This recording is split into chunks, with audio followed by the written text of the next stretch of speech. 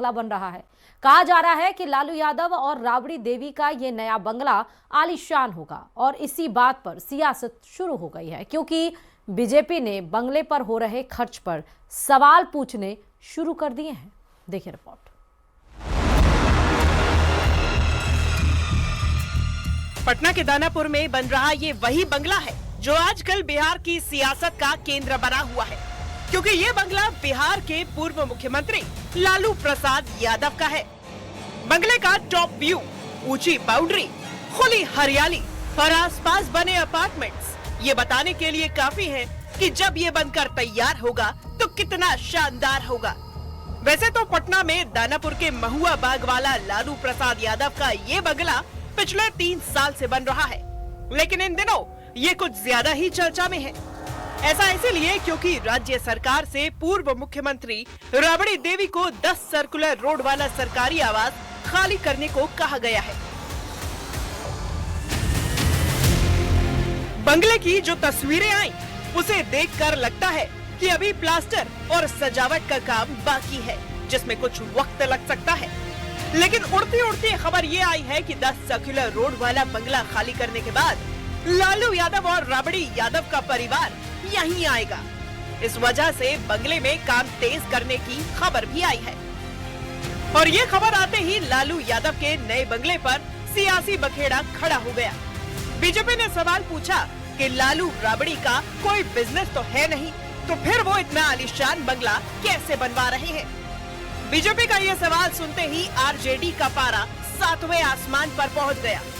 उसी तरह से महुआ वाला भी अंत में यही निकलेगा कि वो भी कहीं से घोटाला का होगा। सरकार में तो है सब जगह। जब वो इनकम टैक्स रिटर्न फाइल करेंगे, इनकम टैक्स रिटर्न में देखा जाएगा। अभी मैं इस तरह की बात नहीं करूंगा। इनकम टैक्स रिटर्न में क्या फाइल होता है, ये इनकम टैक्स का जांच है।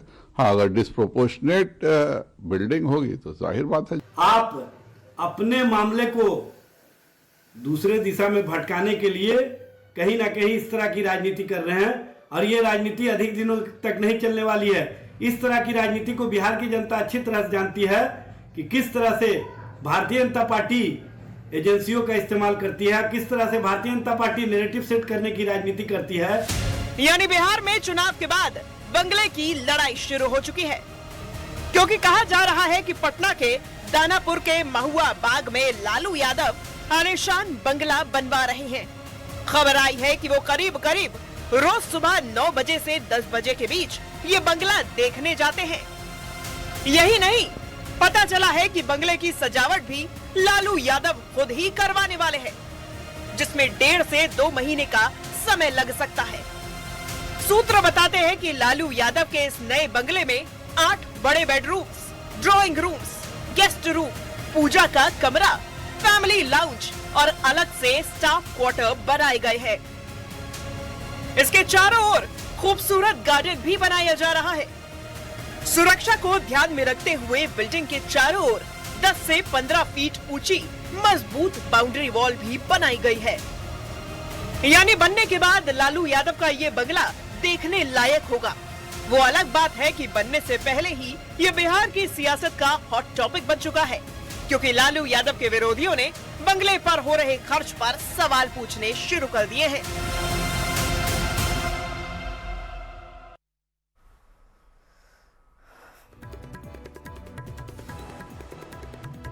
पारा हाई है।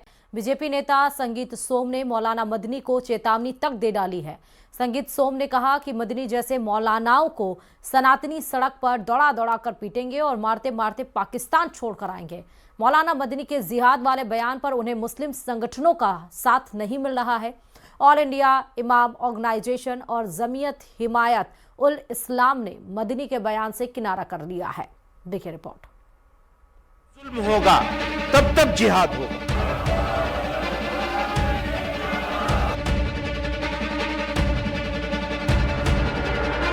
मौलाना मदनी के दिए कुछ बयानों पर सियासी घमासान मचा है। बीजेपी नेता संगीत सोम ने मदनी को चेतावनी दी है। संगीत सोम ने कहा कि मदनी जैसे मौलानाओं को सनातनी सड़क पर दौड़ा दौड़ा कर पीटेंगे और मारते मारते पाकिस्तान छोड़कर आएंगे। यही सलाह देना चाहता हूं कि यहाँ का देश का सनातनी जिस तरीके से आप देश पर टिप्पणी कर रहे हैं, आपके इन बयानों से बहुत खफा है और मेरा मानना ऐसा है कि अगर ये नहीं सुधरे तो यहाँ का सनातनी सड़कों पर उतर के इन्हें दौड़ा दौड़ा के मारेगा, दौड़ा दौड़ा के इन्हें पाकिस्तान तक छोड़ के आएगा। मौलाना मदनी ने अपने बयान में सरकार ही नहीं सुप्रीम कोर्ट पर भी सवाल उठाए हैं। सुप्रीम कोर्ट उस वक्त तक ही सुप्रीम कोर्ट कहलाने का, उस वक्त तक ही सुप्रीम कहलाने का मुस्तहिक है जब तक आईन की पाबंदी करे, कानून के हुकूक का ख्याल रखे। अगर ऐसा ना करे तो वो इखलाकी तौर पर भी सुप्रीम कहलाने का हकदार नहीं है। मदनी को मुस्लिम संगठनों का साथ नहीं मिल रहा है। ऑल इंडिया इमाम ऑर्गेनाइजेशन ने मदनी के बयान से किनारा कर लिया है। बेबुनियाद बातें उन्होंने करी हैं। उन्होंने जिस तरह से कहा कि उन्हें सरकार पर भी भरोसा नहीं है, उनको अदालतों पे भी भरोसा नहीं है, किस पर उनको भरोसा है? क्या संदेश वो देना चाहते हैं? दरअसल अपनी तकरीर में मौलाना महमूद मदनी ने जिहाद के नाम पर लोगों को भड़काने का काम भी किया। मदनी ने कहा कि जब जब जुल्म होगा तब तब जिहाद होगा। जब जब जुल्म होगा तब तब जिहाद होगा। मैं इसको दोबारा कहता हूं, जब जब जुल्म होगा तब तब जिहाद होगा।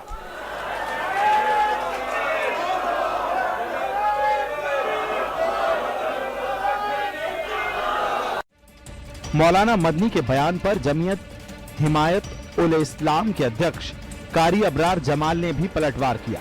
उनका कहना है कि महमूद मदनी ने अपने मतलब वाला इस्लाम अपनाना चाहते हैं।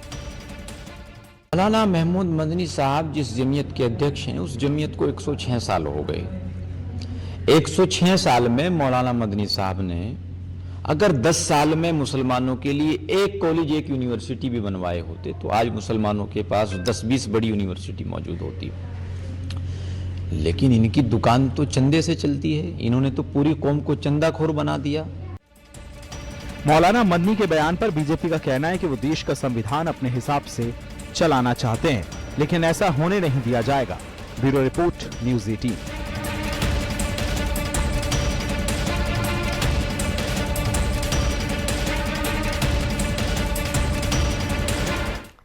और चलिए अब बात सीधे पाकिस्तान से। वक्त की बड़ी खबर आपको बता रही हैं, प्रदेश में राजभवन का नाम बदला गया है। अब राजभवन लोक भवन के नाम से जाना जाएगा। ये बड़ी खबर आपको बता रहे हैं। राजभवन में राज्यपाल का निवास होता है और अब लोक भवन कहलाएगा राज्यपाल का निवास। ये बड़ी जानकारी आपको बता रहे हैं। राजस्थान बना नवा राज्य जहां पर राजभवन लोक भवन कहलाएगा। ये बड़ी जानकारी आपको बता रहे हैं। प्रदेश में अब राजभवन का नाम बदला गया और इसी के साथ अब राजभवन लोक भवन के नाम से जाना जाएगा।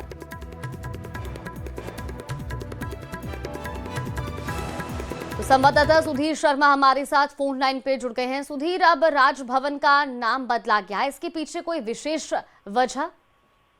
देखिए, निश्चित रूप से देश के 8 राज्यों में अभी तक नाम बदला जा चुका है राजभवन का। राजभवन एक राजसी वैभव का इंगित करता है, इशारा, इसलिए राजभवन का अब नाम बदलकर लोक भवन किया गया है। ये अभी तक देश के 8 राज्यों में किया गया है, जिसमें पश्चिम बंगाल, तमिलनाडु, केरल, असम, उत्तराखंड, उड़ीसा, गुजरात और त्रिपुरा में है। अब इस नामों में राजभवन का नाम भी जुड़ गया है। इसके पीछे बड़ा जो कारण माना जा रहा है, और क्योंकि राज्यपालों के सम्मेलन के दौरान ये बात सामने आई कि राजभवन जो है वो अलग से नाम होता है, राजनिवास कहा जाता है। इस तरह से जो सामने आई, उसके बाद अब इसको लोक भवन के नाम से जाना जाएगा, क्योंकि ये एक मानसिकता का प्रदर्शक कहलाता है। इस वजह से इस नाम को बदला गया है कि जो ये नाम है वो औपनिवेशिकता की मानसिकता को दूर करने के लिए इस तरह का जो कदम उठाया गया है, इसलिए इसका नाम बदला गया है। जिसमें इस कड़ी में आज राजस्थान के राजभवन का, जहां राज्यपाल निवास करते हैं, उसका नाम बदलकर लोक भवन किया गया है। जी बिल्कुल, बहुत शुक्रिया आपका सुधीर तमाम जानकारी साझा करने के लिए। देखिए, अब प्रदेश में राजभवन का नाम बदला गया और अब राजभवन जो है वो लोक भवन का नाम से जाना जाएगा और इसी के साथ अब राजस्थान देश का 9वां ऐसा राज्य बना है जिसका राजभवन अब लोक भवन कहलाएगा। ये बड़ी जानकारी।